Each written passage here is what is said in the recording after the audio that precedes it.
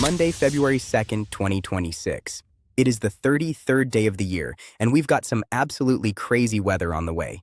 A lot of major changes are coming, and some of them are going to catch people completely off guard. So, let's dive right into it. Now, I might actually disagree with that assessment a little bit, but we'll get into why in just a moment.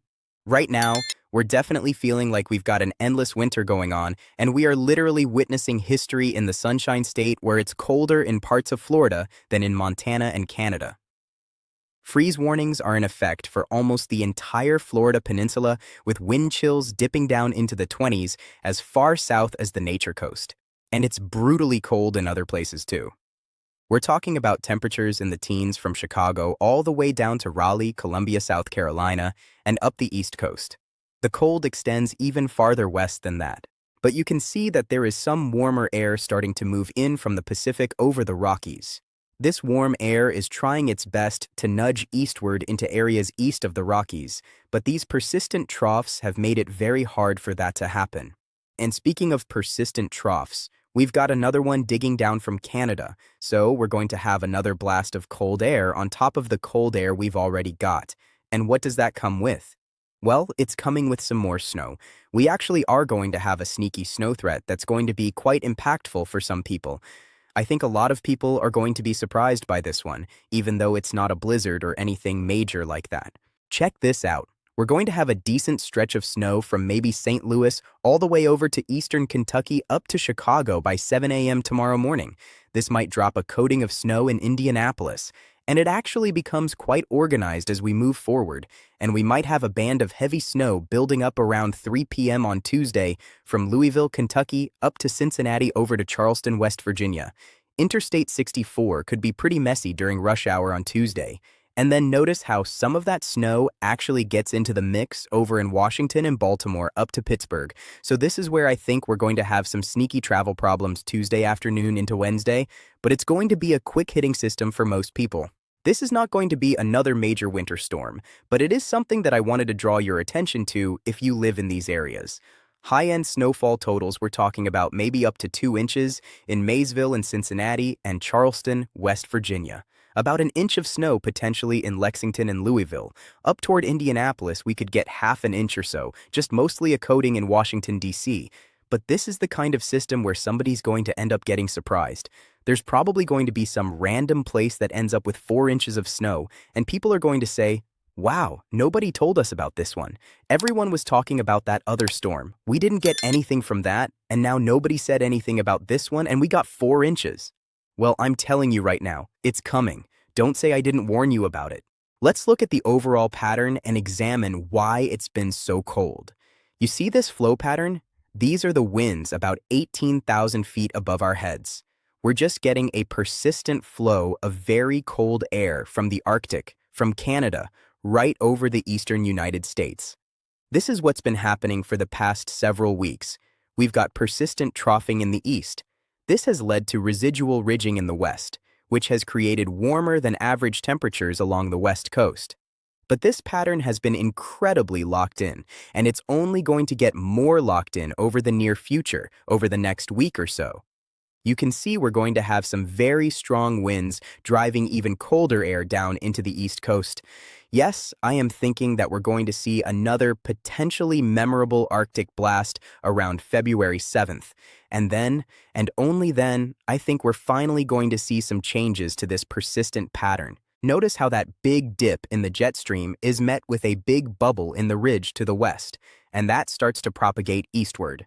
Now we've got some more traditional-looking jet stream activity happening. What's going to happen is we're going to have bursts of warm air entering the central and eastern portions of the U.S., followed by bursts of cold air coming into the west.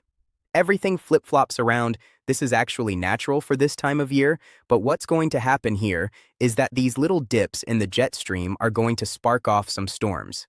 In fact, I see a pretty significant signal for severe weather as we approach Saturday, February 14th in this time frame. It looks pretty active. Now, it's obviously impossible to tell exactly what's going to happen this far out, but I do think it's safe to say that this is a distant storm signal. And I'm calling this a spring storm signal to make sure everybody knows that this has nothing to do with snow, but I think we should be watching this area very closely for some potential severe weather situations between February 15th and February 21st. That is a long time away, so nothing is set in stone here. Another snowstorm is equally as probable, but this is the first time we've seen a signal like this in quite some time, so I figured I would bring it up. You can see that we've got the potential area ranging from Nashville back to Oklahoma City, down into Mexico, and then from Lubbock to Dallas to Shreveport, down to Houston. The region where we are most likely to potentially see storm activity is around San Antonio and Austin, so stay tuned as we get closer and refine these possibilities. Looking at the Climate Prediction Center's 8 to 14-day outlook, you can see that warm air from the west is trying to push farther and farther east. Every time we look at this, we are still expected to be overall below average from Miami up to Quebec over the next 2 weeks. But you can see that we are actually expected to be above average with our temperatures from Houston to Dallas, Oklahoma City, Rapid City, Bismarck. Some of these places have been cold for quite a while now. It's going to start warming up a little bit over in Tennessee and Mississippi, where we still have tens of thousands of people without power, by the way, from our ice storm that happened over 2 weeks ago. The warm-up is going to be welcomed for a lot of these people, even if it comes with the risk for some isolated thunderstorms, which of course is going to be something that we shift our focus to as we get closer and closer to spring weather patterns. But before we get to that potential spring preview, we've got to get through this next Arctic blast that's coming, and I want to emphasize that this one around February 7th could be particularly harsh. We're looking at the potential for some of the coldest air of the season so far. The setup is classic for these types of events. We've got this massive high-pressure system building over central Canada, and it's going to act like a giant refrigerator door opening up and spilling all that Arctic air southward. When these systems are this strong and this persistent, they can push extremely cold air much farther south than normal. We're already seeing the effects in Florida, where some locations are experiencing their coldest temperatures in years. But this next wave could be even more intense. We're talking about the potential for sub-zero temperatures as far south as Kentucky and Tennessee, with dangerous wind chills extending even farther south. The duration of this cold is also concerning. Unlike typical Arctic blasts that last a few days, this pattern could keep temperatures well below normal for an extended period. That's particularly problematic for areas that are still dealing with infrastructure damage from previous winter storms. Energy demand is going to be enormous across the eastern United States. Heating systems that aren't used to running continuously for weeks at a time could face failures. Water pipes in areas not typically equipped for extended freezing conditions could burst. It's going to be a real test of infrastructure resilience. The human cost of this prolonged cold pattern is already becoming apparent. Emergency shelters across the Southeast are reporting capacity strains as more people seek warm places to stay. Utility companies are working around the clock to restore power to areas still affected by previous storms, but the continued cold is making their job incredibly difficult. Agricultural impacts are mounting as well. Citrus growers in Florida are facing potentially devastating losses as temperatures remain below freezing for extended periods. Livestock farmers across the affected regions are struggling with increased feed costs and the challenges of keeping animals warm in these extreme conditions. The economic ripple effects extend far beyond agriculture. Supply chains are being disrupted as transportation becomes hazardous. Energy costs are skyrocketing in affected areas, putting additional strain on families and businesses already dealing with winter storm recovery. But here's what's really interesting about the pattern change that's coming. When this rigid, locked-in pattern finally breaks down, it's going to break down dramatically. We could go from some of the harshest winter conditions of the season to spring-like weather in a matter of days in some areas. That rapid transition is what creates the potential for severe weather that I mentioned. When you get such dramatic temperature contrasts colliding, the atmosphere becomes incredibly unstable. Strong low-pressure systems can develop rapidly, bringing with them the potential for tornadoes, large hail, and damaging winds.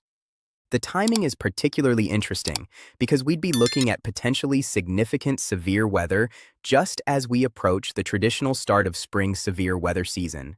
It would be like Mother Nature hitting the fast-forward button on the seasonal transition. This type of dramatic pattern shift has historical precedent. Some of the most memorable severe weather outbreaks have occurred during these rapid transitions from winter to spring patterns. The atmosphere essentially has to release all that pent-up energy from the locked pattern, and it often does so violently. The meteorological mechanics behind this are fascinating.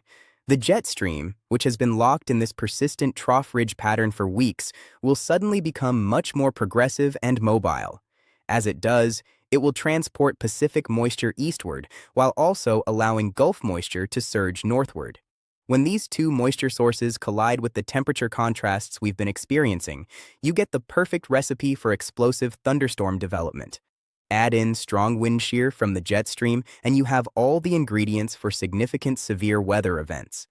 The challenge for forecasters is that these pattern breaks can be difficult to time precisely. We know the change is coming, but pinpointing exactly when and where the most significant impacts will occur requires close monitoring as we get closer to the event. Emergency management officials across the potentially affected areas are already beginning to prepare for this transition. After dealing with winter weather emergencies for weeks, they now need to shift focus to severe weather preparedness. It's an unusual situation that highlights just how extreme this winter pattern has been. This is the kind of pattern that meteorologists find both fascinating and concerning. Fascinating because of the dramatic atmospheric dynamics at play, and concerning because of the potential impacts on millions of people. For those in the path of the continued cold, make sure you're prepared for an extended period of harsh conditions. Stock up on supplies while you can still get to stores safely. Check on elderly neighbors who may be struggling with heating costs or equipment failures. For those in areas that might see the rapid warm-up and potential severe weather, start thinking about your severe weather preparedness plans even though it's still winter. Review your family's severe weather plan. Make sure you have multiple ways to receive warnings. Know where your safe place is in case severe weather strikes. The contrast between what we're dealing with now and what might be coming in just a few weeks is stark. From life-threatening cold and snow to potentially significant severe weather, it's a reminder of just how dynamic and powerful our atmosphere can be. This winter will be remembered for its extremes: the ice storms that left hundreds of thousands without power, the record-breaking cold in unlikely places like Florida, and potentially the rapid transition to severe weather as winter finally loosens its grip.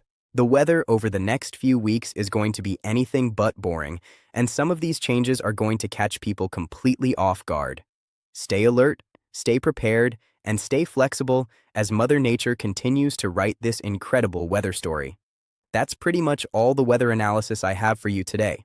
Thank you so much for tuning in to this video. Make sure you hit that like button and subscribe if you haven't already. Follow me on social media for rapid-fire updates, and I will see you in the next one. Stay safe out there, and remember, this winter isn't done with us yet.